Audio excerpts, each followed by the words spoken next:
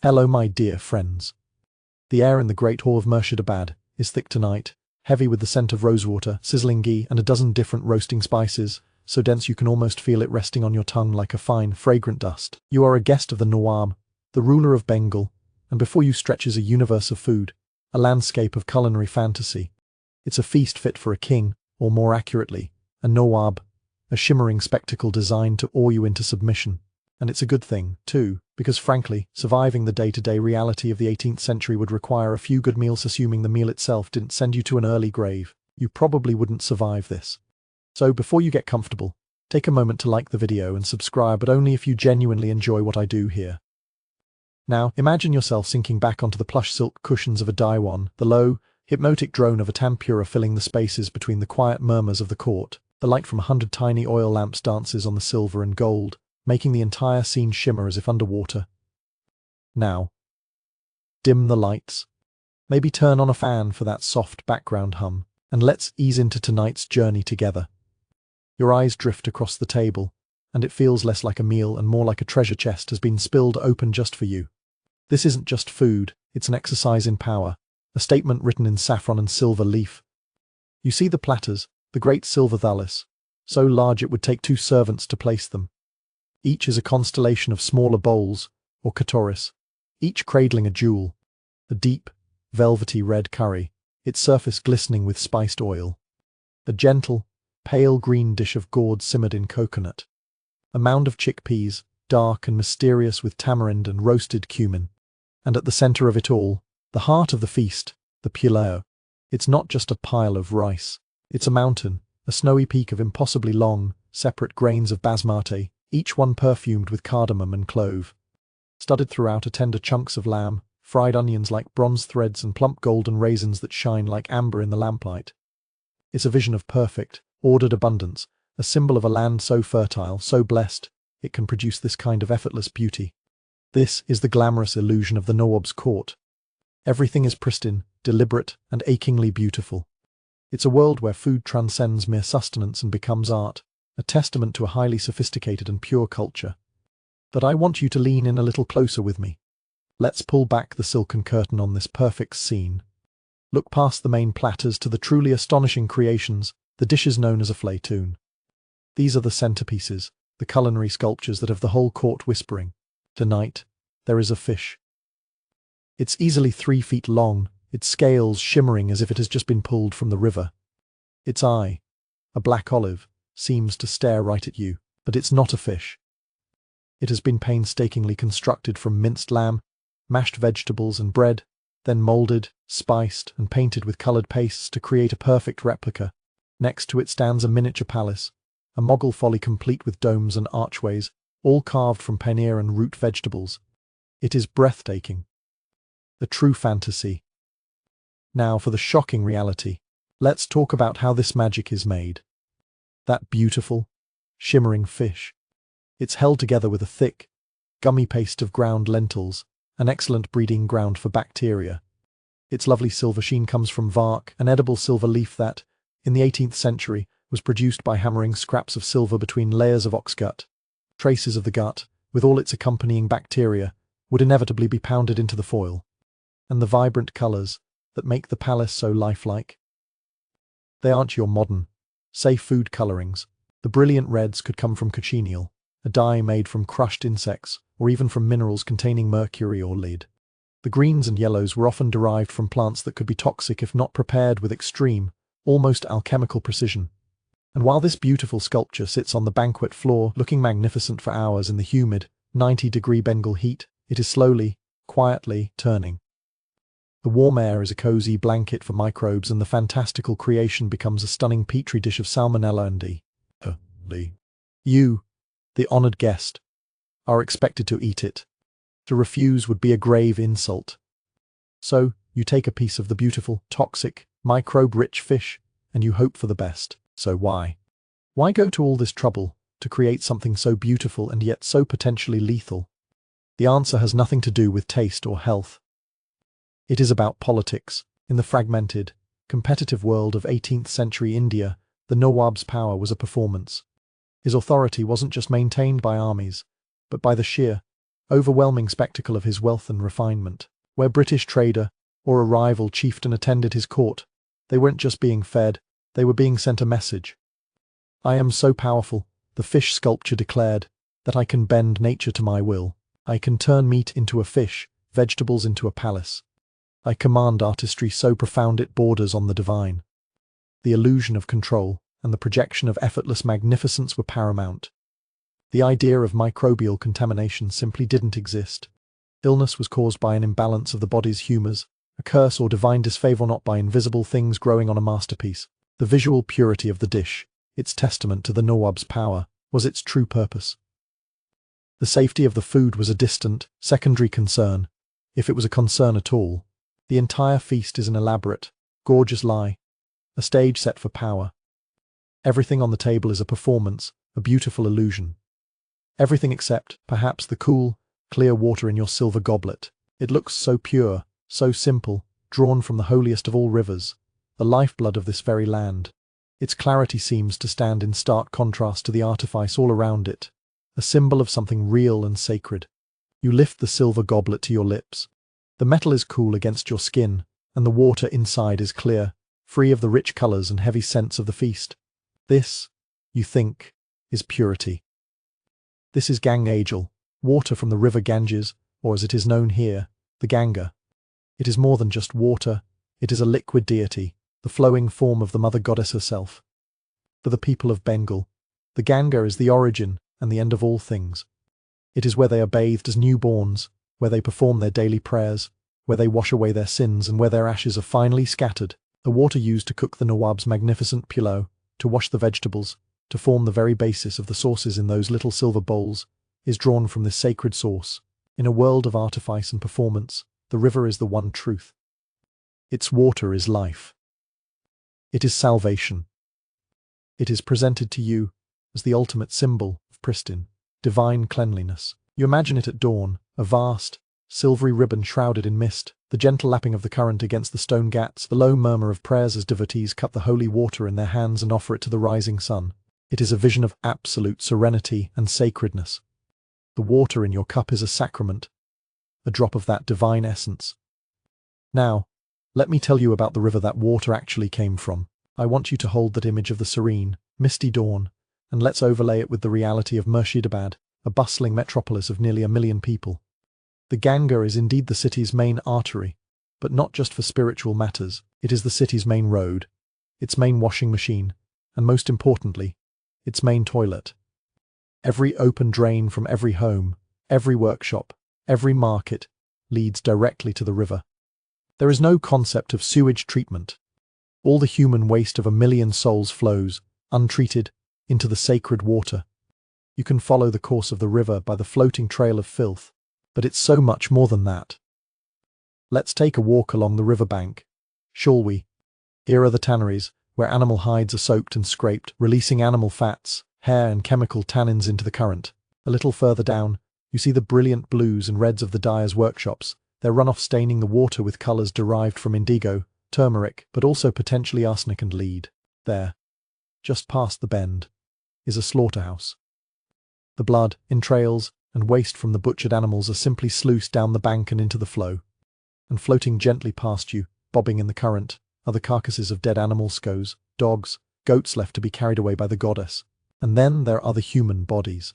The poor, who can't afford the wood for a proper cremation, often perform a partial burning on the riverbank before consigning the body to the water. Sometimes, bodies of those who died from diseases like smallpox or cholera are intentionally not cremated but are instead floated down the river, a belief being that the goddess will heal them in the afterlife. So the water in your beautiful, pure-looking silver goblet was likely drawn just downstream from a decaying corpse, a stream of raw sewage, and the chemical waste of a dozen industries. It is a chilled, clear-looking soup of cholera, typhoid, and dysentery bacteria, a perfect vector for disease that would fell even the strongest constitution.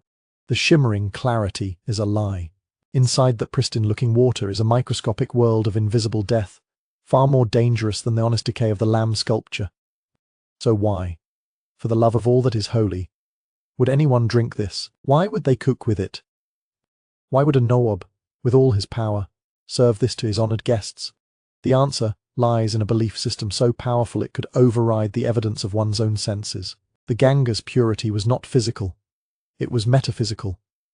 She is a goddess, my Ganga, whose divine nature gives her the power to absorb and neutralize any filth. To the 18th century mind, the river was spiritually self-purifying. The physical waste of mortals was insignificant compared to her divine power. The concept of germ theory did not exist. Sickness came from bad air, or miasma, or an imbalance of humours. It did not come from tiny, invisible creatures in the water. Therefore, the water could not be dirty in a way that mattered. Its sacred essence remained untouched, no matter how much filth was thrown into it. A pilgrim would happily and piously sip water from the river while watching a corpse float by a few feet away, secure in the knowledge that the water was still holy. This faith was the ultimate psychological sanitation system. It allowed a massive city to function without sewers, to live intimately with its own waste, and to see not a public health crisis, but a manifestation of divine grace. So the water in your goblet is a paradox. It is both the holiest thing on the table and the most likely to kill you. It is a symbol of life and a carrier of death. And this paradoxical water is the single most important ingredient in the entire Bengali kitchen, for it is what gives life to the very soul of the cuisine, the foundation upon which every other flavour is built. Section 3. From the water, you turn your attention back to the centerpiece of your own personal thali, the rice. It's not the grand, mountainous pillar of the main banquet, but a simpler, more personal mound of plain white rice. And it is perfect. Each grain is a tiny, pearlescent sculpture, fluffy, separate, and gleaming with a soft inner light. It's so white it almost seems to glow against the dark metal of the platter. You take a spoonful, and it's like eating a cloudlight, clean and subtly fragrant. This is the true heart of Bengal. Not the spices, not the fish, but rice. It is the canvas upon which all other flavours are painted. The phrase to have a meal in Bengali is literally to eat rice bahat kowa. This mound of perfect grains represents the very soul of the land, a vision of golden Bengal, or Sona Bangla, a place of such legendary fertility that food was said to be effortless. There's rice paddies stretching to the horizon like a shimmering green sea, swaying in the monsoon breeze. This is the glamorous illusion, a land of inexhaustible, natural abundance, where a bountiful harvest is a divine right and a bowl of pure, white rice is the simple, honest promise of a full belly and a peaceful life. It is the symbol of prosperity, the currency of sustenance, the very definition of food itself. Now, let's go out into those swaying green fields. Let's get our feet wet. The reality of producing that perfect bowl of rice is anything but simple or effortless. The rice paddy is a world of back-breaking, relentless labour under a punishing sun. You see the farmers, bent double for hours, their feet and ankles submerged in muddy, stagnant water. This water, often the same river water wave just discussed, is a teeming ecosystem of its own. It's home to leeches that latch onto your skin in silent, blood-sucking concert. It hosts flatworms and other parasites that can enter through small cuts in the skin, leading to chronic, debilitating diseases like schistosomiasis. The mud itself is full of bacteria that can cause nasty skin infections. And in that water lurk snakes, from harmless water snakes to deadly cobras, seeking refuge from the heat. Every step is a risk.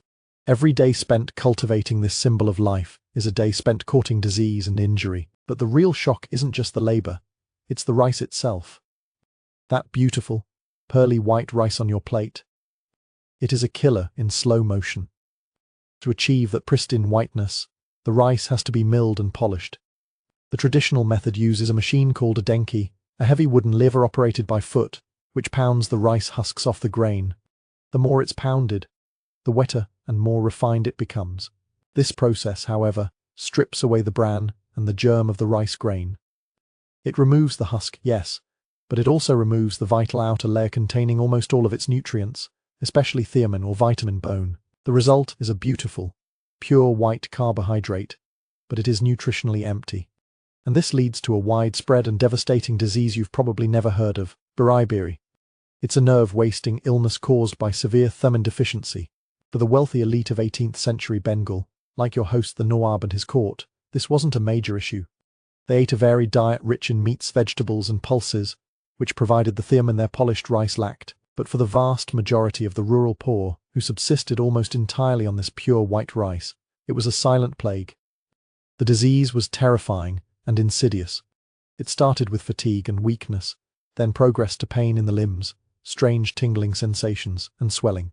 In its final stages, it could cause heart failure or paralysis. Entire villages could be afflicted by this mysterious, crippling sickness, never realizing that the very food they equated with life and purity was slowly, methodically poisoning them. So why? Why would a culture dedicated to rice polish it to the point of nutritional devastation? The answer is a matter of class, aesthetics, and purity. Brown, unmilled rice was considered coarse, dirty, and fit only for the lowest classes and laborers. White rice was a status symbol. It demonstrated that you were wealthy enough to afford not just the rice, but the labor required to refine it to such a beautiful, pure state. Its whiteness was associated with ritual and spiritual purity, making it the preferred offering to the gods and the only acceptable rice for a high-caste Brahmin or a Nawab's feast. The aesthetic appeal and the social status conveyed by the perfectly white grain were far more important than any understanding of its nutritional content. Much like the Ganga water, its symbolic purity trumped its physical reality. The farmers who grew the rice, who broke their backs in the leech-infested paddies, were often the very ones who suffered most, sometimes selling their nutrient-rich, hand-pounded rice at market to buy the cheaper, mass-milled, prestigious white rice that would ultimately make them sick. The gleaming white mound on your plate, which seemed like the most honest and simple thing at the feast, is therefore just as deceptive as the lamb fish.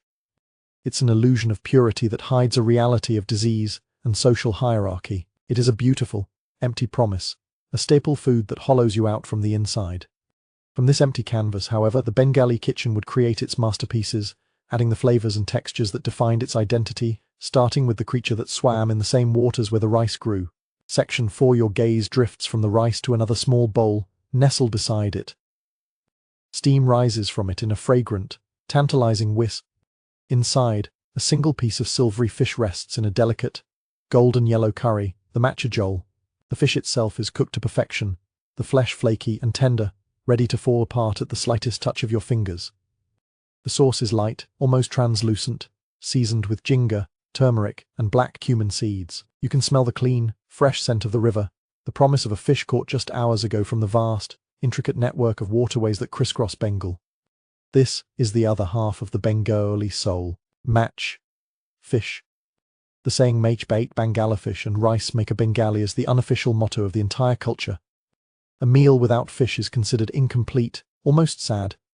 The rivers are seen as a divine gift, an endless, self-replenishing pantry teeming with hundreds of varieties of fish, from the mighty roe and the fatty hilsa to the tiny, crispy morsels, eaten whole. The fish on your plate is a symbol of this effortless bounty, a silvery promise of nature's generosity. It represents a direct, harmonious connection between the people and their environment, a fresh, clean taste of the land itself. Now, let's talk about that fresh fish.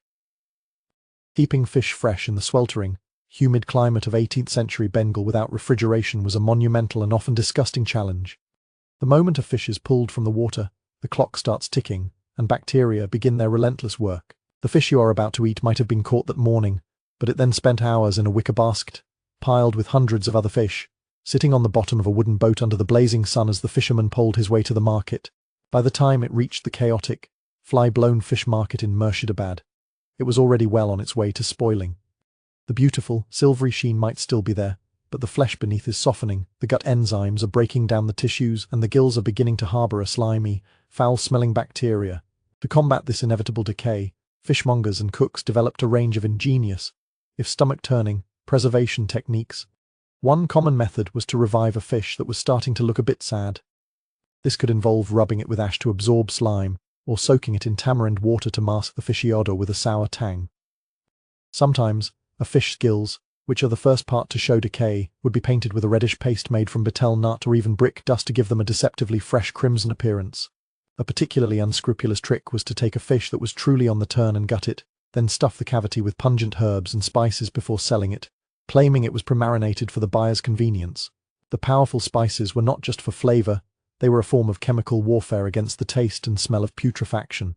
The most shocking reality, however, was the widespread consumption of dried and fermented fish, or shukki. While some dried fish was prepared cleanly, much of it was simply a way to salvage a catch that was already too spoiled to be sold fresh. The fish would be laid out on mats or hung from bamboo racks in the sun, often uncovered, for days or weeks. This open-air drying process was an open invitation. Flies would lay their eggs on the drying flesh, which would soon hatch into writhing maggots. While some would be brushed off, many would simply dry out with the fish, becoming a hidden source of protein in the final product. The resulting shuki was hard, pungent, and had a smell that could be charitably described as aggressive. To Western noses, it was the smell of pure rot. To a Bengali, it was a prized delicacy, a flavor bomb that, when cooked into a fiery curry, created a taste that was complex, challenging, and deeply craved. You, the refined guest at the Nawab's court, would likely be spared this, but for millions, this maggot-seasoned, semi-rotten fish was a staple. So why? Why embrace a food that flirted so openly with decay? The first reason is simple necessity. In a world without refrigeration, drying and fermenting were the only ways to preserve the protein-rich bounty of the rivers for lean times or for trade inland. It was a brilliant solution to a practical problem. But the love for shuki goes deeper than that. It represents a different culinary philosophy, one that doesn't prize fresh and clean above all else. Instead, it values complexity and depth of flavor. The process of fermentation and decay creates powerful new flavor compounds, umami, funk, pungency that simply don't exist in fresh fish. The Bengali palate, honed over centuries, learned to appreciate these challenging, transformative flavors. They saw it not as rot, but as a controlled and delicious aging process, similar to how a connoisseur today might appreciate a ripe, stinky cheese or a dry-aged steak. The ability to take something on the verge of being edible and transform it into a coveted delicacy was a testament to the cook's skill. It was culinary alchemy, turning base decay into gastronomic gold. So the delicate, fresh-looking fish in your matcha jol is a carefully constructed illusion. Its clean taste is a testament to the cook's ability to select the 1 in 100 fish that truly was fresh, or more likely, their skill in using spices and cooking techniques to mask the first subtle hints of decay. It sits there, a quiet reminder that in this world, the line between fresh and foul is a slippery, constantly shifting one, and the most powerful tool in the kitchen isn't a knife, but a clever disguise. Section 5. Your senses, now attuned to the fine dance between purity and decay, are drawn to the source of the feast's intoxicating aroma, the spices. Seated near the Nawab is a high-ranking courtier, and a servant has just presented him with a masala dani, a spice box. The servant lifts the lid, and it's like opening a box of jewels. The container is a large, round silver box, and nestled inside are 7 smaller silver bowls, each containing a different ground spice. You see the fiery, brick red of chili powder, the earthy, vibrant yellow of turmeric, the deep brown of roasted cumin, the dusty green of coriander, and the almost black of whole cloves. The air around the box shimmers with a fragrant haze. This is the heart of the kitchen's magic, the palette from which the cooks create their masterpieces. Spices were the ultimate luxury, a sign of immense wealth and connection to the vast trade networks that stretched from the spice islands of Indonesia to the ports of the Persian Gulf. To have such a variety of pure, potent spices was to command the world in miniature. The glamorous illusion is that of exoticism and power. Each pinch of spice is a pinch of a faraway land, a taste of adventure and global commerce, a pure, unadulterated essence of flavor that elevates a simple piece of meat or a humble vegetable into something extraordinary. This is alchemy in its purest form. Now, let's take a closer look inside that beautiful silver box. I want you to lean in and inspect those vibrant, perfect-looking powders. The reality of the 18th century spice trade was that it was rife with fraud, contamination, and outright poison.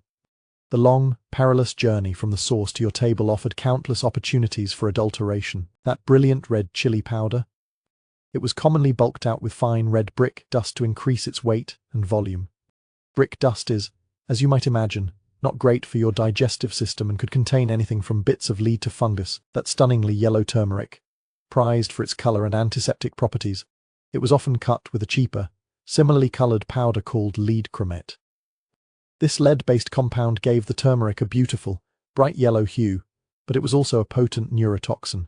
Regular consumption could lead to lead poisoning, causing developmental delays in children, anemia, and severe neurological damage. It was a silent, cumulative poison, hidden in the very spice believed to be a healing agent. The deception didn't stop there. Precious black peppercorns, worth their weight in silver, were often mixed with dry papaya seeds, which look remarkably similar but have none of the flavor. Expensive green cardamom pods were sometimes mixed with cheaper, less fragrant varieties that had been dyed green to mimic their high-quality cousins. Cinnamon sticks might be bulked out with cassia bark, cheaper, less complex relative. and nearly all spices, after months or years spent in the damp, rat-infested holds of ships and in grimy warehouses, were contaminated. They were full of insect fragments, rodent droppings, mold, and bacteria. The pure essence of flavor you thought you were tasting was actually a cocktail of sawdust, lead, animal filth, and fungus. The beautiful colors were a lie, a mask for cheap fillers and dangerous toxins. So why was this accepted? Why didn't people notice their spices were full of dust and droppings? Firstly, the adulteration was often skillful. A little bit of brick dust in a fiery curry is hard to detect by taste alone, and the vibrant color of lead chromate was seen as a sign of quality, not poison. The concept of long-term, cumulative toxicity was not understood. If a spice didn't make you sick immediately, it was considered safe. The connection between a pinch of yellow powder and brain damage a decade later was simply impossible to make. Furthermore, there was no regulation. The spice trade was a wild, cutthroat business. A merchant's goal was to maximize profit, and if that meant bulking out his product with cheap, and sometimes dangerous, additives, that was simply the cost of doing business. The idea of food safety as a public responsibility didn't exist. It was caveat emptor, let the buyer beware. Most importantly, spices were seen as having powerful, almost magical properties. Turmeric wasn't just a flavor. It was a sacred purifier. Cloves weren't just for aroma, they were a medicine for toothache. Their symbolic and medicinal power often overshadowed their physical reality. People believed in the idea of the spice more than the substance itself. This faith, much like the faith in the Ganga's purity, provided a powerful psychological shield against the grimy truth. The spice merchant wasn't just selling a flavor, he was selling a story of exotic lands, of potent magic, of concentrated power. And that story was far more intoxicating than the reality of the grubby, contaminated, and potentially poisonous dust in the bag. The men who knew how to wield this potent, dangerous magic were the true artists of the age, the keepers of the flame in the heart of the Bengali home. Section 6. Your eyes are drawn away from the courtier's spice box and toward the periphery of the great hall, where figures move in the shadows. You catch a glimpse of the man responsible for this entire magnificent illusion, the thekka, the head cook. He is not a mere servant. In the high-caste households of 18th century Bengal, the cook was a figure of immense importance and respect, often a Brahmin, a member of the priestly caste. He is portrayed as a culinary artist, a guru of gastronomy. Imagine him in his domain, the kitchen or roshoga. It is a sacred space, a temple of flavors. He is ritually pure, having bathed and donned fresh, clean white clothes before beginning his work. He moves with a quiet, deliberate grace, his hands and palate guided by generations of inherited knowledge. He is the keeper of the family's secret recipes, the guardian of its dietary and religious purity. He knows the precise balance of the 6 essential tastes: sweet, sour, salty, bitter, pungent, and astringent required by Ayurvedic tradition. The glamorous illusion is that of the revered artist, the holy man whose touch sanctifies the food, transforming raw ingredients into a form of divine offering or prasad. He is a conductor, orchestrating a symphony of flavors, his authority absolute, his creations a direct expression of a sacred and unbroken tradition. Now, let's push open the door to that kitchen. Let's step past the illusion of the serene, holy artist and into the sweltering, chaotic, and frankly disgusting reality of an 18th century Bengali kitchen. The first thing that hits you is the heat. It's a physical blow.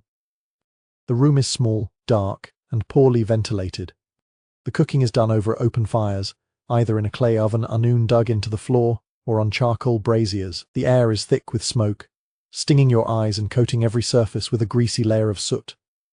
There are no chimneys, just a small window or a hole in the roof, so the smoke has nowhere to go. The Brahmin cook may have started his day clean, but within minutes, he is slick with sweat, his white clothes stained with soot and turmeric. The floor is made of packed earth, perpetually damp and home to a thriving population of cockroaches, ants, and other insects that scurry for cover as you enter. There is no running water. Water for cooking and washing is kept in large earthen jars, brought in from that same holy, contaminated river. There are no countertops. All the work chopping, grinding, mixing is done on the floor. Vegetables are chopped on a wicked-looking curved blade held in place by the foot, the boti. Spices are ground by hand on a stone slab, the shil nora. These surfaces are wiped down, but rarely scrubbed with the kind of sanitizing rigor we'd expect today. Bits of old food and juice collect in the porous stone and wood, creating a fertile breeding ground for bacteria. Remember our maggot filled dried fish and lid laced turmeric. This is where they are transformed. The cook's hands, which mix the rice, form the lentil patties and shape the sweets, are in constant contact with these contaminated ingredients and unclean surfaces. His ritual purity is a spiritual concept, not a microbial one, and let's talk about that sacred touch. The most shocking reality of the kitchen is not just the lack of hygiene, but the cook's own health. In an age without modern medicine or understanding of nutrition, the cook himself was often a walking host for disease. Intestinal parasites like roundworm and hookworm were endemic, especially among those who frequently came into contact with contaminated water and unwashed produce. A cook could be carrying these parasites and, through microscopic fecal contamination on his hands, pass their eggs into the food he so carefully prepared. It's a gruesome thought, but it was a simple fact of life. The food he touched, which was seen as being sanctified by his high caste status, could be the very vehicle for parasitic infection. The concept of hand washing with soap was non-existent. A quick rinse in a bowl of that same river water was considered sufficient. So, why was this revered figure, this culinary priest, working in such squalor? Why was the heart of the home so profoundly unhygienic? The answer is that the idea of hygiene was completely different. Purity was a ritual and social concept, not a scientific one. The Brahmin cook's purity came from his caste, his birth, and the prayers he recited. It was a state of being that could be polluted by contact with a lower caste person, but not by microbes. The kitchen's sanctity was maintained by barring ritually unclean people from entering, not by scrubbing it clean of germs. The smoke from the fire was even seen as a purifying agent, its sacred heat driving away evil influences. The focus was on spiritual contamination, not physical. The social order, the rules of caste, and the proper performance of ritual were the operating principles of the kitchen. A low-caste person entering the kitchen was a catastrophe that might require the whole space to be ritually cleansed. A cockroach scuttling over the grinding stone was just a part of the natural world. This sacred space, the Roshogo, was a microcosm of the entire culture's worldview. It prized spiritual purity over physical cleanliness, tradition over innovation, and the status of the preparer over the safety of the preparation. The food that emerged from the smoky, grimy, holy room was a product of this belief system, a delicious and potentially dangerous testament to a faith that could see godliness in a place we would see only germs. And if this was the kitchen of the wealthy, imagine the kitchens of those with far fewer resources, particularly the kitchen of the woman for whom dietary purity was the most restrictive of all. Section 7. From the smoky, masculine world of the Brahmin Thika, we move to a different kitchen, one defined not by extravagant feasts, but by extreme austerity. You step into the quiet, sun-drenched courtyard of a high-caste family home and enter the world of the Bengali widow, the bizoba. The kitchen is separate, a space of profound and enforced purity. She is a vision of white. The sari is unadorned, coarse white cotton. Her hair is shorn. She wears no jewelry, no colour. Her life is a testament to piety, renunciation, and self-denial. And her food is the ultimate expression of this. The glamorous illusion here is one of serene, spiritual purity. The kitchen is a sanctuary of sattvic cooking, a diet prescribed by ancient texts to promote calmness, clarity, and spiritual elevation. The food she prepares is simple, clean, and vegetarian. It is free from heating or tamasic ingredients like onion, garlic, and most spices, which are believed to excite the passions and cloud the mind. Her meals are seen as a form of liquid prayer, a daily act of devotion that purifies her body and soul. She is the keeper of a different kind of culinary tradition, one based on subtraction rather than addition, on making the most from the very least. It is a world of pale vegetables, gentle lentils and simple rice, a cuisine of quiet, minimalist elegance. Now, let's look closer at this picture of pious self-denial. Let's feel the stark reality behind the serene white facade. The widow's diet was not a choice, it was a brutal imposition. Upon her husband's death, a high-caste woman was often seen as inauspicious, a burden on the family. The strict diet was a form of social control, a way to render her spiritually and physically inert. The prohibition of onion and garlic was not just about calming the passions, it was about desexualizing her, ensuring she was no longer a threat to the family's honor. She was fed a diet designed to be bland and unappealing, a constant, daily reminder of her diminished status. She was often allowed only one meal a day, taken after everyone else in the family had eaten their fill. The kitchen might be nothing more than a small earthen stove in a corner of the veranda, exposed to the elements. The most shocking reality lies in the specific and cruel nature of her dietary restrictions. She was forbidden from eating fish, the lifeblood of Bengali identity. This severed her connection to the core of her own culture. She was forbidden from eating red lentils masoor dal, not for any spiritual reason, but because their reddish color was associated with blood, passion, and mething she was meant to have renounced. This rule was so arbitrary and cruel that it highlights the punitive nature of the diet. The food she did eat was often nutritionally barren.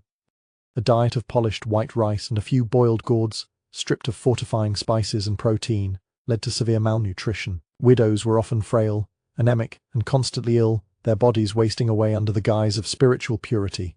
The serene, pious figure was often a woman slowly and deliberately being starved, her physical decline celebrated as a sign of her successful renunciation of the world. And there was another, even more sinister, layer to this. Twice a month, on the 11th day of the lunar cycle, she was forced to observe Ekadashi, a day of total fasting. She could not even drink water.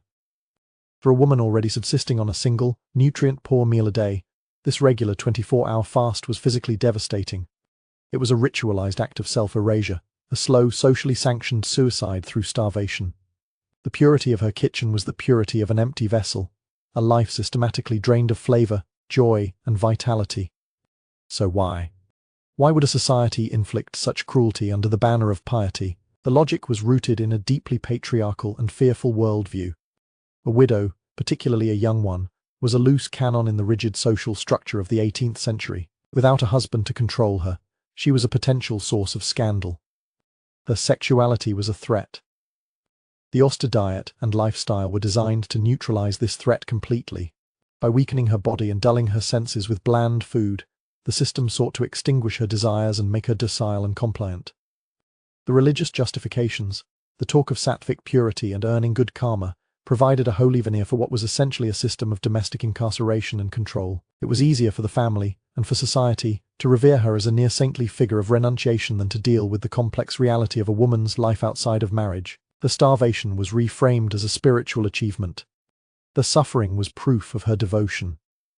The widow's kitchen, therefore, was not a sanctuary, it was a prison cell.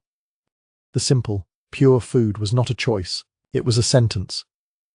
It stands as the starkest example of how cuisine in 18th century Bengal was never just about food. It was about power, control, and the enforcement of a brutal social hierarchy, where the most profound statements were made not by the richness of a dish, but by its deliberate, punishing emptiness. This internal system of control and culinary identity was soon to be confronted by a new, external force, one that would bring its own peculiar tastes and table manners to Bengal. Section 8. You are back in the Nawab's Great Hall, but tonight, there are new guests. Seated on uncomfortable-looking straight-backed chairs, awkwardly separate from the courtiers on their floor cushions, are a handful of Englishmen. They are traders from the British East India Company, the new power players in Bengal. Their arrival introduces a fascinating new dynamic to the feast. The glamorous illusion they project is one of superior, modern sophistication. They bring with them their own dining customs, which they see as the pinnacle of civilized behavior. They have forks and knives, strange implements that clatter awkwardly against the silver thalis. They speak of roast beef and boiled puddings, dishes they consider robust and honest compared to the complex, overspiced concoctions of the locals. They introduce new ingredients they have carried with them across the seas, potatoes from the New World, cauliflower, and cabbage. They even have their own special drink, a dark, bitter, frothy beer, which they prefer to the local sweet sharbats. Their presence at the table is meant to be a showcase of a different kind of power, not the opulent, decadent power of the Nawab, but the efficient, rational, and advanced power of the ascendant British Empire. They are presenting a new, better way to eat. Now, let's pull back the curtain on this performance of British superiority. Let's examine the reality of their so-called sophisticated cuisine, that roast beef they pine for. In the heat of Calcutta, it was a nightmare to produce. The local cattle were not bred for beef, and the meat was tough and stringy. To make it palatable, it had to be aged, but without refrigeration. Aging was just a polite word for controlled rotting. The meat would be hung for days, turning a disconcerting shade of green-black, until it was tender enough to cook. The cook would then have to trim away the putrefied outer layers and mask the remaining gamey flavor with strong sauces made from anchovies and spices, ironically using the very Indian techniques they claimed to disdain. Their prized beer, shipped in barrels from England, often arrived flat, sour, and contaminated after months sloshing around in the hold of a ship. It was a far cry from the fresh, frothy ale they dreamed of. The most shocking reality, however, was their complete and utter misunderstanding of the local food system, which led to disastrous and often comical culinary experiments. The British, with their plain palate sensibilities, were terrified of the local food, which they believed was dangerously heating and the cause of tropical diseases. They famously distrusted fresh fruit, believing it caused cholera. A newly arrived Englishman might be sternly warned by his physician to avoid delicious, juicy mangoes but encouraged to eat a hearty slab of semi-rotten beef and wash it down with several bottles of Madeira wine for medicinal purposes. This led to rampant scurvy, vitamin deficiencies, and chronic digestive ailments. They tried to create bizarre hybrid dishes, smothering delicate Bengali vegetables in thick, flour-based white sauces or making curries that were little more than boiled meat dusted with a generic, stale powder from a tin labelled curry powder, a British invention that horrified any self-respecting Indian cook. Their attempts to impose their superior cuisine on the local ingredients resulted in food that was often bland, nutritionally deficient, and gastronomically incoherent. So why did they cling so desperately to their boiled potatoes and rotting beef? Why this stubborn refusal to embrace the fresh, vibrant, and far more suitable local cuisine? The answer is about identity and colonial anxiety. For the British in India, food was a fortress. Eating their own food, in their own way, was a way of maintaining their Britishness in a foreign and often overwhelming environment. To go native in matters of diet was seen as the first step on a slippery slope to moral and racial degeneration. The dinner table was a battleground where cultural identity was fiercely defended. The fork and knife were not just tools, they were symbols of their separation from the uncivilized Indians who ate with their hands. Their bland food was a badge of their stoic, rational character, contrasted with the effeminate, emotional, and decadent spiciness of Indian food. Sticking to their national diet, no matter how poorly it was replicated or how unhealthy it was in the local climate, was a matter of colonial pride. It was a way of reassuring themselves that they were still civilized, still in control, still British. The arrival of these foreign tastes didn't just sit awkwardly at the Nawab's table. It began a slow, creeping transformation. The potato, initially viewed with suspicion, would eventually be adopted and integrated so deeply into Bengali cuisine that it's now hard to imagine a macha jol or a biryani without it. But for now, in the 18th century, the two culinary worlds eye each other with suspicion across the banquet hall. The British see weakness in the Nawab's decadent display, while the Bengalis see barbarism in the Englishman's bland, rotting fare. Little do they know that their culinary traditions will eventually merge and mingle, creating new dishes and new tastes. And perhaps nowhere is this fusion and the dance between illusion and reality more apparent than in Bengal's most famous culinary export, its sweets. Section 9 from the savoury courses of the feast.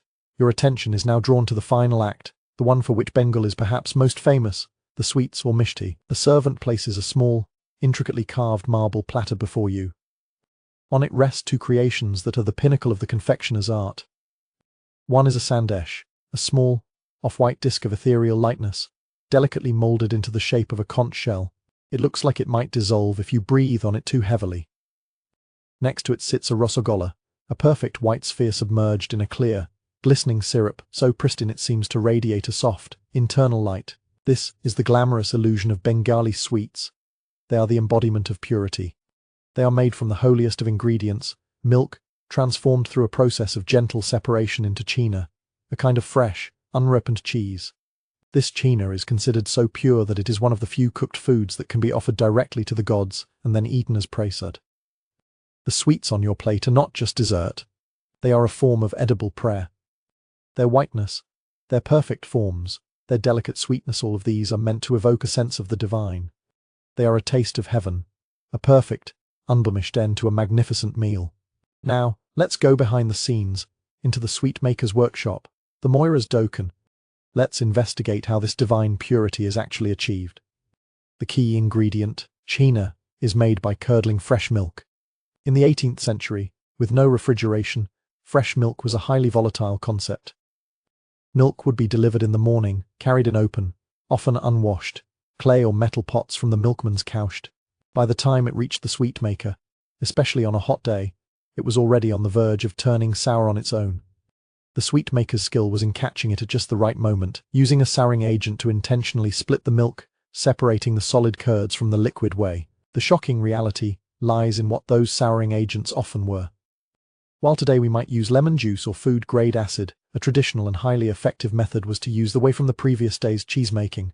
This whey, left to sit out in a pot for 24 hours in the Bengali heat, would have fermented into a powerfully sour, bacteria-rich liquid.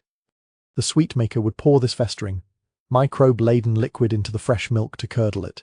It was, in essence, a controlled souring using a starter culture of old, spoiled milk.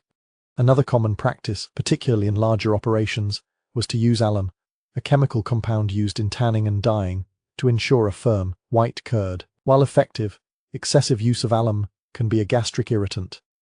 The beautiful, pure white china was thus born from a process that involved either spoiled milk or industrial chemicals. But the hygiene issues don't stop there. Once the china is formed, it has to be kneaded. This was done by hand, on large wooden boards. The sweet maker or moira would knead the cheese with the heel of his palm for an extended period, working it until it was perfectly smooth and pliable. Remember our friend the Brahmin cook and his parasite hosting? Unwashed hands? The same principle applies here. The sweet maker's hands, in constant contact with the product, were a primary vector for contamination. The finished sweets, the beautiful sandesh and rosogola, would then be laid out on wooden trays in the open-fronted shop, exposed to the dust of the street and the constant attention of flies and bees. A fly landing on a pristine white rosogola was such a common sight it would barely warrant a shoeing. So why was this method considered pure? Why create a food for the gods using spoiled whey and questionable hygiene? The answer, once again, lies in a different understanding of purity. The transformation of milk, a liquid, into china, a solid, was seen as a kind of culinary magic, a purification process in itself. The act of splitting the milk was a separation of the pure the solids from the impure the whey. The fact that the agent of this separation was itself impure was irrelevant. The end product, the pristine white china, was a new substance, spiritually cleansed by its transformation. It's a bit like a phoenix rising from the ashes. What matters is the glorious rebirth, not the fire it came from. The skill of the moira was judged not on the microbial cleanliness of his workshop, but on his ability to achieve the perfect texture and taste. His experience, his the work of his hands, was what mattered. The idea that his hands could be dirty in a microscopic sense was simply outside their worldview.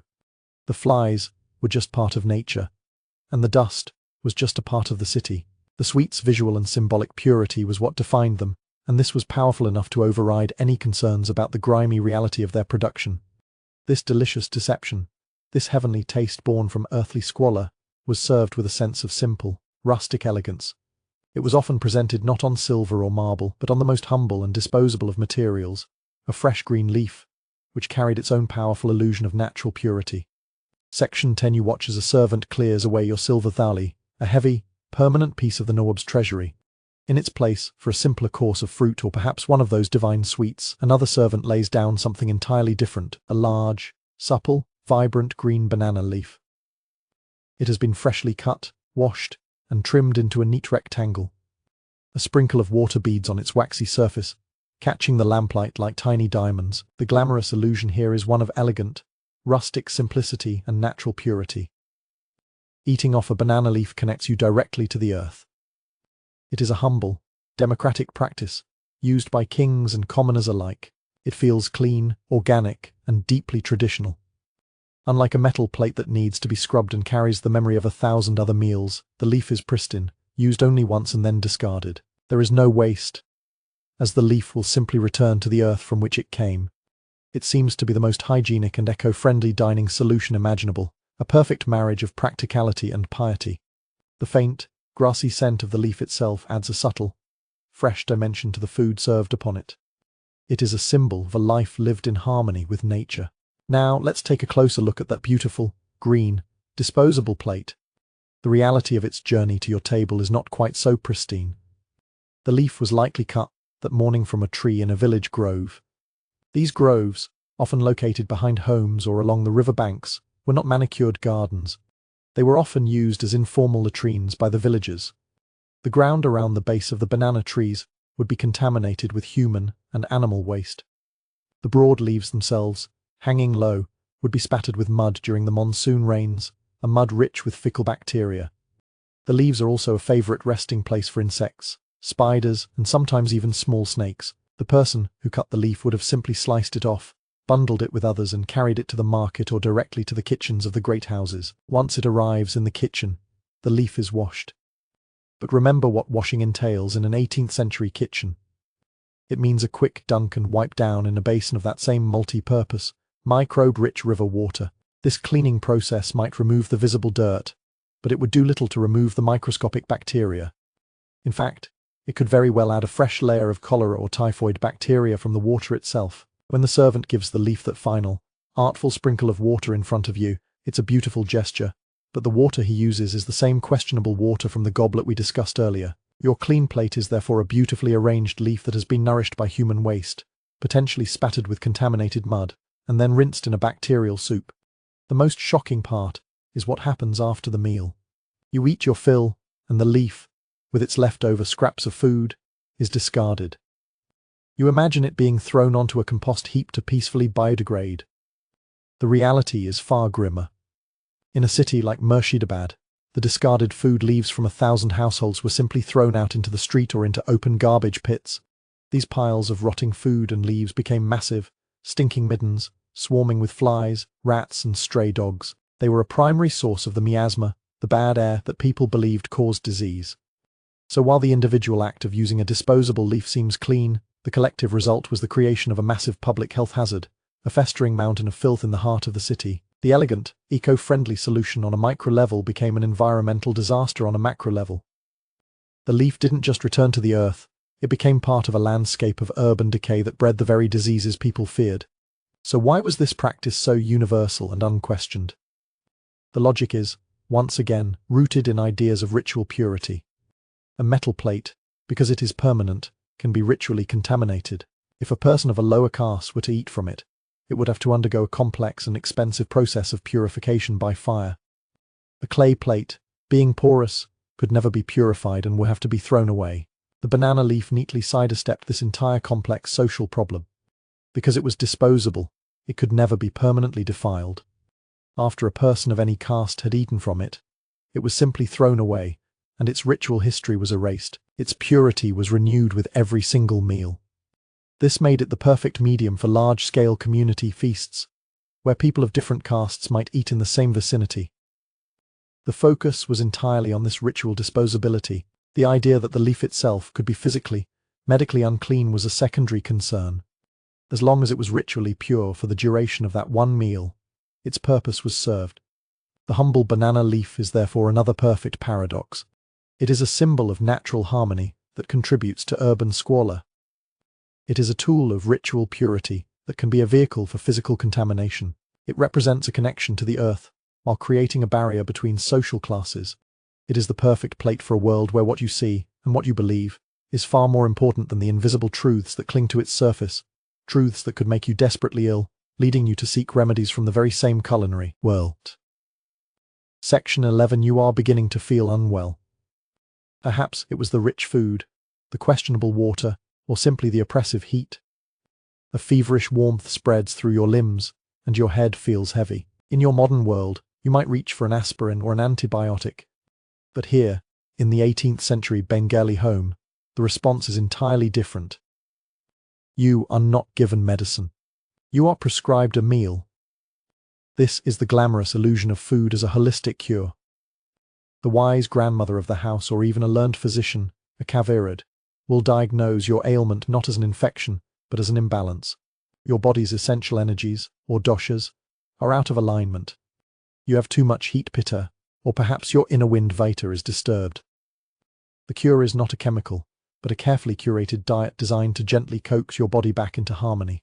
For your fever, you are brought a bowl of shukto, a delicate soup, a stew of vegetables, prized for its bitter notes from ingredients like bitter gourd and neem leaves. The bitterness is said to cool the body and purify the blood.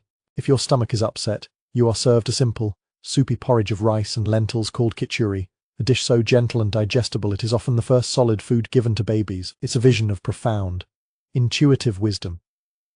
The kitchen is a pharmacy, and the cook is a healer. Food is not the cause of your illness, but the gentle, natural, and logical solution. Now, let's take a closer look at the medicine you are being spoon-fed. That cooling, purifying shukto, The bitter gourd and other vegetables were grown in soil fertilized with human waste and washed in the same river that likely harbors the bacteria that made you sick. The healing dish could be reintroducing the very source of your ailment. The soothing khichdi is made with that nutritionally void polished white rice we remember, which won't do much to strengthen your weakened body, and it's cooked with water that could be teeming with typhoid. The gentle meal meant to restore your health is, at best, a neutral placebo and, at worst, another dose of the problem. But the truly shocking reality is hidden within the meal. For a persistent fever or a serious illness, the Kavira would prescribe something more potent than just bitter vegetables. He would add a special medicinal powder, a bhasma, to your food. These bhasmas were the heavy artillery of Ayurvedic medicine, created through a complex alchemical process of incineration. Some sound poetic, like moti bhasma, made from pearls, or shankar bhasma, from conch shells, but for serious conditions, the ingredients become terrifying. A common prescription to fight a fever, cleanse the system, or improve vitality could involve powders made from incinerated heavy metals. That soothing bowl of khichdi might be secretly dosed with a pinch of purified lead, arsenic, or even mercury. The physician would add a tiny amount of a grey, metallic-tasting dust to your food, assuring you it was a powerful medicine that would jolt your system back into balance. You are literally being fed poison as a cure. So why, in a system supposedly dedicated to natural harmony, would they prescribe heavy metal toxins? The logic is found in a specialized and highly esoteric branch of Ayurveda known as Rasashastra, or the science of mercury. This was not seen as poisoning. It was advanced alchemy. Practitioners believed that through a complex and secret process of Shodhana purification and Marana incineration, a raw, toxic metal could be transmuted. Its physical, poisonous properties were believed to be destroyed, and its subtle, energetic, and medicinal properties were awakened. The final bhasma was not considered to be lead or mercury in the conventional sense, but a new, powerful substance with a divine energy. Mercury, in particular, was seen as the solidified essence of the god Shiva, a substance of immense spiritual power. Administering it was like giving the patient a direct infusion of divine energy to fight their illness. The concept of long-term heavy metal toxicity did not exist. If a patient's condition worsened after the treatment or if they developed new symptoms like tremors, memory loss, or kidney failure, all classic signs of mercury poisoning, it was never blamed on the medicine. It was interpreted as a sign that the disease was too strong or that the patient's karma was intractable. The system was insulated from failure by a belief structure that made the medicine infallible. The authority of the ancient texts and the wisdom of the Kavirad were absolute. So you lie there, feverish and weak, eating a bowl of what you believe is gentle, healing food, while unknowingly consuming a cumulative poison, a cure far more dangerous in the long run than the disease it was meant to fight. This intensely personal and paradoxical relationship with food as both healer and poison was played out within the family. But food was also a public affair, a way to bind entire communities together in celebration. Section 12. The fever has passed, thanks either to the bitter shukto or your own immune system. Life returns to its normal rhythm, and soon the city is buzzing with excitement. It is the time of a great wedding for the daughter of a wealthy merchant, a zamindar. You are invited not just to a meal, but to a bod, a massive community feast. The glamorous illusion is one of boundless generosity, joyous celebration, and social cohesion. For days, the air in the neighborhood has been thick with the smell of bubbling ghee and roasting spices on a colossal scale. A temporary open-air kitchen has been erected in a field, with dozens of cooks tending to enormous pots, or dikchis, so large you could bathe a child in them. Hundreds, perhaps thousands, of guests will be fed over several days. It is a spectacle of extravagant hospitality, a way for the host family to display their wealth and social standing by providing a magnificent feast for the entire community, regardless of their individual status. Rows upon rows of guests are seated on long mats, banana leaves laid before them, ready to receive the bounty. It is a picture of unity, of a community brought together by the shared joy of food. Now, let's step into the chaotic, sprawling open-air kitchen and see how this magnificent feat of logistics is actually managed.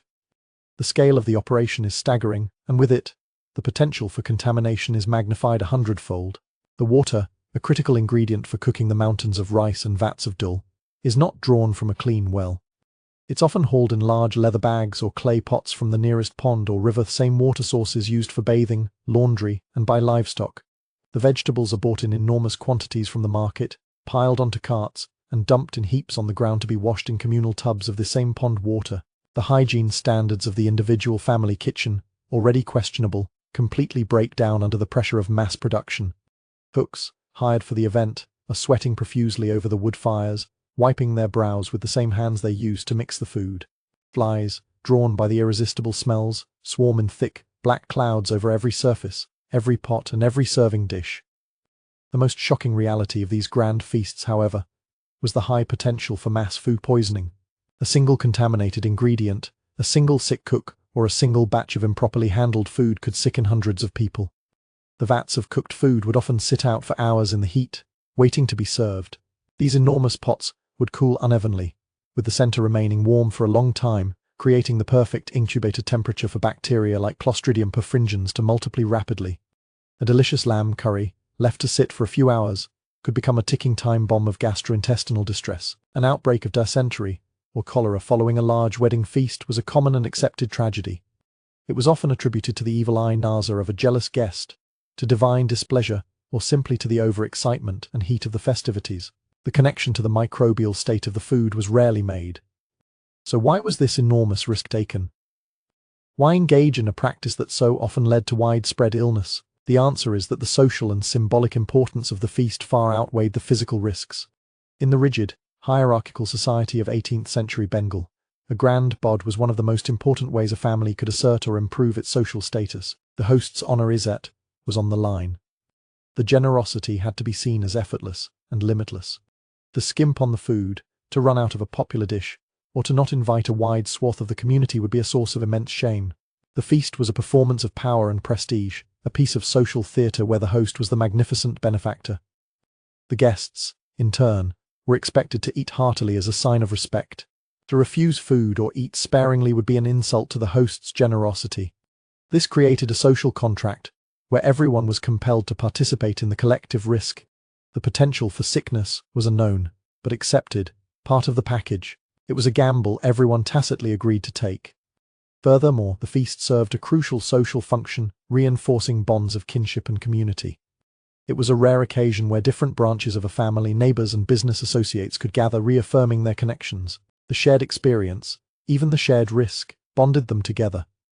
Surviving a wedding feast without a subsequent bout of illness was a matter of luck and a sign of a strong constitution. The memory of the magnificent food and the grandeur of the occasion would linger long after the stomach cramps had subsided. It was a system where social honor was purchased at the price of public health, and everyone understood the transaction.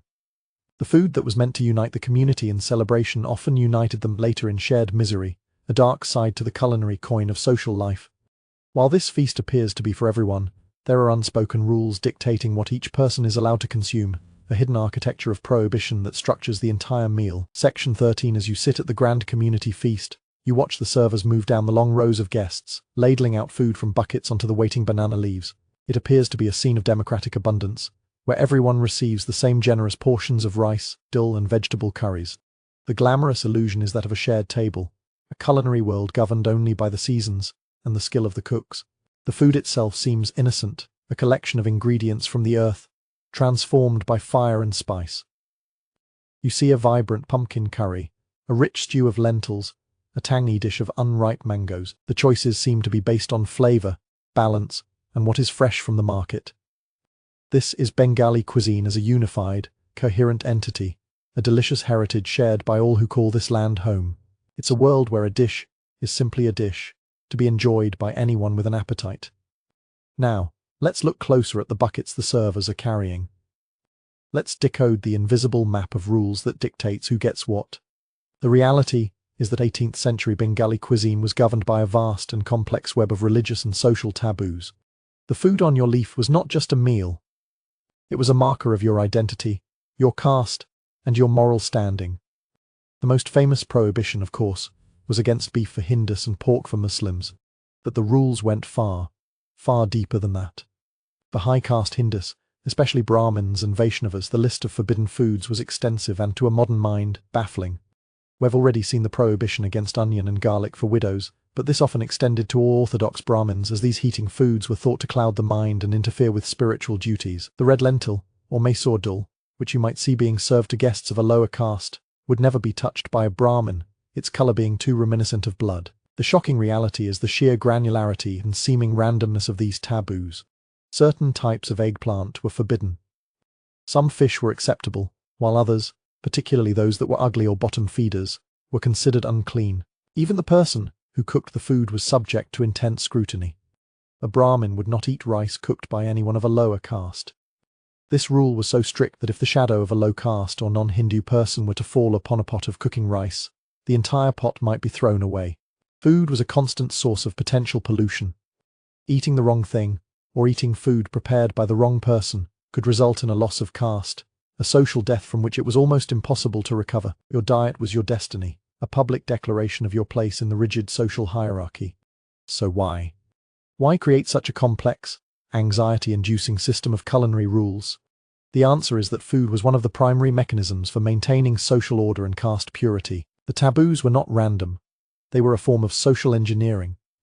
By controlling what people could eat and with whom they could share a meal, the system reinforced the divisions between different communities. The rules created a clear, unambiguous, and divinely sanctioned social ladder. You were what you ate. A Brahmin's pure, sattvic diet was a constant affirmation of his superior spiritual status. The diet of a lower caste person, which might include unclean meats or heating vegetables, was seen as a reflection of their inherently less pure nature. These rules were not just about religion, they were about power. They kept communities separate, prevented inter-caste mixing, and ensured that the traditional hierarchy remained intact. The belief system that underpinned this was the concept of ritual pollution, or choa. Certain substances, people, and even actions were believed to carry a spiritual contamination that could be transmitted through food. This pollution had nothing to do with hygiene or germs. A food could be perfectly clean and safe from a medical standpoint, but be catastrophically polluting from a ritual one. This worldview created a state of constant vigilance. A simple meal was fraught with social and spiritual danger. The choice of what to serve at a feast was a complex political calculation, ensuring that all high-caste guests were given food that was pure enough for them, while not offending other guests. Often, this meant different kitchens for different castes or cooks from the highest Brahmin subcastes being employed to ensure the food was universally acceptable to other Hindus. The kitchen was a fortress against social chaos, and the dietary rules were its walls. This entire elaborate system, with its feasts and famines, its pure foods and its poisons, was built upon the myth of the land itself, the idea of an endlessly fertile golden Bengal. But this, too, was an illusion, and its shattering would be the single greatest tragedy of the century. Section 14. Throughout our journey tonight, we have been wandering through a world built on a single, foundational myth, the myth of Sona Bangla, or Golden Bengal. This is the glamorous illusion that has underpinned everything we've seen, from the Nawab's extravagant feast to the simple promise of a bowl of rice. It's the idea of a land blessed by the gods, a fertile paradise where the rivers are teeming with fish and the fields yield effortless, abundant harvests of rice. The very name conjures images of golden paddy fields stretching to the horizon, a sun-drenched landscape of pastoral beauty and inexhaustible plenty. This was not just a poet's dream. It was a potent political and economic idea. It was this reputation for fabulous wealth that drew traders and conquerors to Bengal for centuries. The food we've explored, in all its complexity, its rich spices, its elaborate sweets, its reliance on fresh fish and plentiful resi, is a direct product of this idea of natural, endless abundance. The entire culinary culture is a celebration of a land that is believed to always provide. Now, let's confront the most devastating reality of the 18th century, the event that shattered this golden illusion into a million starving pieces, the Great Bengal Famine of 1770. This was not a simple drought or a failed harvest. It was a catastrophic collapse of the entire food system, an apocalypse that wiped out an estimated 10 million people, a third of the population of Bengal. The rains failed in 1769, leading to a poor harvest. But this was a trigger, not the fundamental cause. The real cause was human. The British East India Company, having recently gained control over Bengal, was ruthlessly focused on one thing: maximizing tax revenue. They had dramatically increased taxes on the farmers, forcing them to sell their grain reserves to pay the tax collectors. Farmers were also forced to grow cash crops like indigo and opium instead of rice, which paid the company better, but couldn't be eaten. So when the drought hit, there was no safety net. The granaries were empty. The reserves that would have seen the population through a lean year had been sold off. The shocking reality that descended upon Golden Bengal was a nightmare of starvation on an unimaginable scale. The fields of golden paddy became cracked, barren earth. The once bustling villages fell silent. People ate the leaves off the trees, then the bark. They boiled grass for sustenance. The The price of rice skyrocketed to a point where it was utterly unattainable for the common person. And then came the ultimate taboo, the final horror, cannibalism. Reports from the time describe a land stalked by walking skeletons, where the living were too weak to bury the dead, and the bonds of family and society dissolved in the desperate, agonizing search for a single mouthful of food. The rivers, once a symbol of life, were choked with the bodies of the dead. The land of plenty had become a charnel house. So why did this happen? How could the illusion of abundance be so complete, yet the reality so fragile? The famine was the direct result of a collision between two worldviews. The traditional Indian rulers, for all their faults, understood that their wealth was tied to the land's productivity and the well-being of their subjects. They often had systems of grain storage and tax relief for lean years. It was a matter of self-preservation. The British East India Company, however, was a fundamentally different entity. It was a for-profit corporation, responsible to shareholders in London, not to the people of Bengal. Their approach was not governance, it was extraction. They viewed Bengal as a resource to be plundered, not a society to be nurtured. Their tax policies were designed to squeeze every last drop of revenue from the land, regardless of the human cost. When the famine began, their response was not to provide relief, but to continue collecting taxes with even greater brutality, in some cases increasing the tax rate on the surviving farmers to make up for the shortfall from those who had died. They hoarded grain and sold it at inflated prices, profiting from the misery they had created. The myth of Sona Bangla was, in part, a lie that the company told itself to justify its exploitation. If the land was so endlessly rich, then surely it could withstand a little aggressive taxation. The famine exposed the brutal truth. Bengal's wealth was not a magical, inexhaustible resource. It was a complex, delicate ecosystem, a relationship between the people, the land, and the monsoon, which the company's greed had shattered. The grand feasts of the Nawabs and the simple meals of the villagers were both predicated on a stability that was no longer there. The Great Famine was a man-made catastrophe, a direct consequence of a new, extractive philosophy of food and power. It left a permanent scar on the psyche of Bengal, a ghost that haunts the memory of every meal, a terrifying reminder that the line between a full plate and an empty one is perilously thin, and it is from the ashes of this devastation that the cuisine we know today had to be reborn, carrying the ghosts of its past into the flavors of the future. Section 15 Centuries have passed. You are no longer in the 18th century, but sitting at a modern Bengali table, perhaps in a quiet home in Kolkata or a bustling restaurant in London. Before you is a dish, let's say it's a simple, perfect matcha jol, that classic fish curry. The fish is flaky, the potatoes are soft, the sauce is a delicate gold, fragrant with ginger and cumin. It tastes delicious. It tastes of history. The glamorous illusion now is one of continuity, of a delicious and unbroken inheritance. You are tasting the same flavors that the Nawab's guests enjoyed, partaking in a culinary tradition that has weathered centuries of turmoil and emerged intact, a proud and vibrant testament to the enduring spirit of Bengali culture. Each spoonful feels like a connection to the past, a taste of Sona Bangla made real. This dish is presented as a legacy, a pure and authentic artifact passed down through generations, a delicious piece of living history. It is the happy ending to our long and often unsettling story. But now, as you take another bite, I want you to taste the ghosts. The reality is that the dish in front of you is not an unbroken inheritance. It is a survivor. It is a legacy built on the memories and adaptations of those who lived through the horrors we have witnessed. That potato in your curry. It is the descendant of the foreign vegetable brought by the British, the ones who presided over the Great Famine. It was adopted so thoroughly into the cuisine precisely because it was cheap, hardy, and filling a famine fighter, a food of survival that became a staple of comfort. That perfectly balanced blend of spices. It no longer contains lead or brick dust, thanks to modern food safety laws, but the combination itself is a testament to the cooks who learned to wield spices not just for flavor, but as weapons against decay and disease, masking the taste of fish that was less than fresh. The shocking reality is that this dish is a culinary ghost story. The memory of the Great Famine is cooked into its very DNA. The emphasis on using every part of the vegetable, the nose-to-tail approach to fish, the creation of delicacies from peels and scraps, these are not just rustic quirks, they are the ingrained habits of a people who have known true, desperate hunger. The tradition of the bitter course, the shukto, once a medicinal food to fight fevers in an age of contaminated water, is now a nostalgic first course, its original desperate purpose softened into a sophisticated palate cleanser. The widow's oyster cuisine, born of punitive control, has been reframed and romanticized into a pure and healthy style of vegetarian cooking, its dark origins conveniently forgotten. Even the Rasagola, now a canned good available worldwide, carries the faint echo of the sweetmaker's unhygienic workshop and the pure taste born from controlled spoilage. So why do we prefer the illusion of the unbroken chain? Why do we romanticize our culinary past? The answer is that food is memory, and memory is a comfort. We crave stories that connect us to a golden age, that give us a sense of identity and rootedness.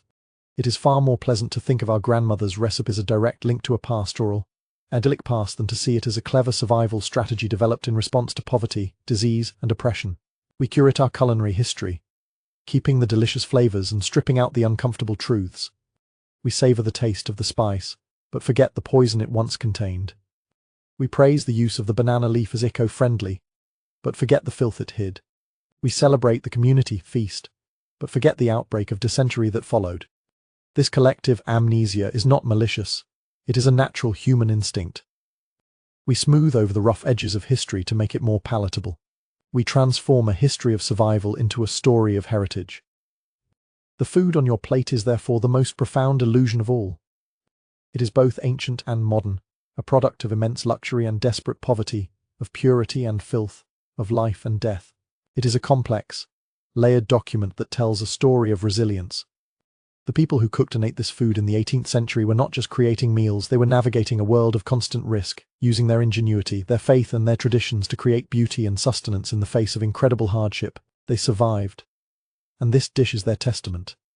It is a legacy not of unbroken perfection, but of adaptation, struggle and the incredible human ability to create joy and flavor out of a world of ghosts. And so, my dear friends, our quiet journey through the kitchens of the past comes to a gentle close. The echoes of the Nawab's feast have faded, the smoke from the Brahmin's fire has cleared, and the ghosts of the past have retreated back into the warm, fragrant heart of the dishes they helped create. The story of a meal is never just about the food itself. It is a story about the hands that prepare it, the beliefs that shape it, and the world it inhabits. It is a story of illusion and reality, of the beautiful surface, and the often unsettling truth that lies just beneath. As you begin to drift now, let these images soften and blur. Let the vibrant colors of the spices fade into a gentle, monochrome haze. Let the complex flavors resolve into a single, simple note of peace. The world of 18th century Bengal, with all its dangers and its deceptive beauty, can rest now. There are no more feasts to attend, no more invisible poisons to fear, no more famines to endure. There is only the soft, quiet space of your own comfort, the gentle rise and fall of your own breath.